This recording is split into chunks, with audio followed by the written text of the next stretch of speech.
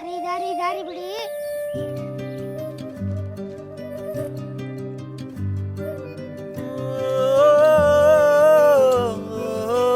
ಗಟ್ಟದ ಹಂಚಿದ ತೆಂಕಾಯಿ ಬತ್ತು ತೂಯೆ ಅಲೆನ ತೆಲ್ಕೇದ பொருளுகு தாதினாடியே